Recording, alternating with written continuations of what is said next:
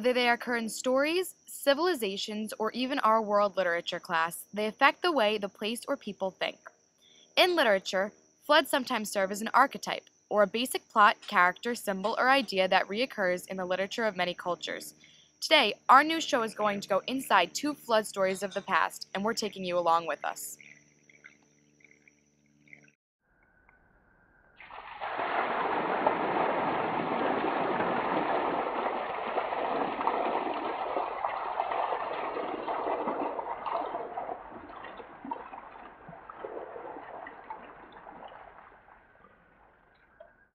Good evening, I'm Archetype. Our top story of the day, floods. What do they mean? Why are they here? Who does it affect? We're sending you live to Utnapishtim's Tim's dwelling, where interviewer Lots of Water is with flood know-it-all, King Gilgamesh. Take it away. Thank you, Archetype. I'm here with Gilgamesh, King of Ur. Gilgamesh, can you tell me what you know about the flood? Well, Miss Water, I heard all about the flood from Utnapishtim. He sent me here for this interview in his place. The reason I needed to know is only because I wanted immortality. Utnapishtim was the only human to survive the flood, and he's been the only human ever to escape death. Cool, right? Yeah, so I needed to find out from him how to get it. Okay, thanks. Before we leave tonight, anything else you could tell us? Well, the only thing I know is that the flood is my whole purpose of going on my journey. Oh, and Utnapishtim said something about it happening because the gods wanted to cleanse the earth. Okay, that's great, Gilgamesh, but what can you tell us about the flood? About why it happened? Oh yeah, the gods were super scared when the flood happened. All their weaknesses showed during the flood because of how much it frightened them, and how much they regretted their actions. People were really surprised and almost touched by this because the gods never regret. Alright, Gilgamesh, thank you for the interview. Back to Archetype. Alrighty then. Oh wait, I'm getting something. Just in. The real purpose of Gilgamesh's goal wasn't immortality. It was actually so we would learn that you don't need immortality to live forever. And that's shown in the wall around Uruk, which the people rely on. Gilgamesh built it, and it represents how he will live forever to his people. And, oh sorry, we need to get back to the story about the flood. We're now going to speak with Noah of Noah's Ark and its experience about the flood. We're here with Noah of Noah's Ark. Yes, the one you're thinking of. The one who loves to count by twos with all the animals. So Noah, the flood, what could you tell us?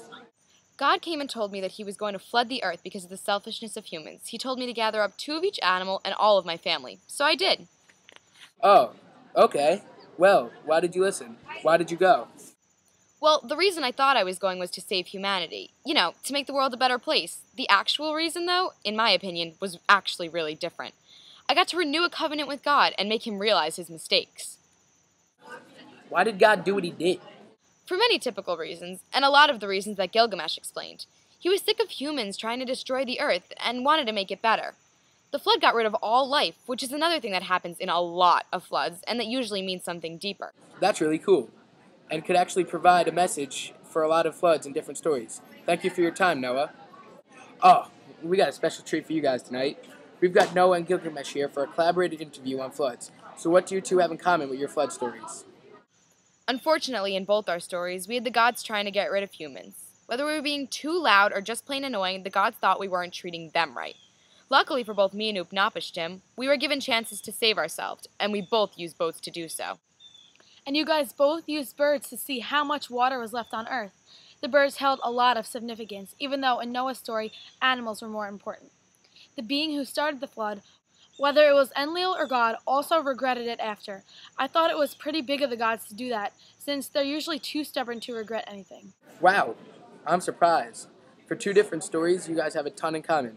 What about differences? What makes you 2 different? Well, for starters, I obviously went through a lot more than Utnapishtim and his people did. My flood lasted for 40 days and 40 nights, and his only lasted for 6 days and 6 nights. Wait.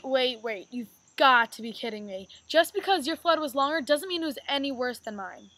You've got to take people and animals with you. You were able to save things. Utnapishtim only got himself and whatever he needed. Not every single animal and all of his family. Well, that stinks for you. My flood was much harder, but I got a lot of advantages. God flat out told me I was having a flood and made a covenant with me when it was all over. I even got a rainbow, which showed me that God was merciful for all the things that he did. Well, Utnapishtim got immortality, which is what everyone, even me, wants. Oh, Gilgamesh, do not even go there. Okay, that's all the time we have for today. Thank you, Gilgamesh and Noah. Good night, everyone, and watch out for the water. Ready? Mm-hmm.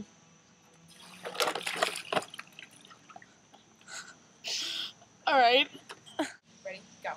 Pour it? Yeah, go. Pour it out.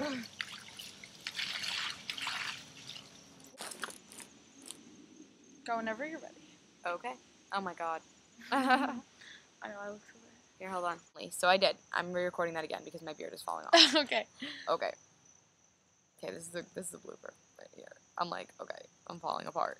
How anyone could live with this much hair on their face? Could you imagine? It's okay. I'm gonna start punching people. I swear to God, I'm gonna start punching people. Good evening. I'm Archetype. I stopped. This is not gonna be good. Just. Oh!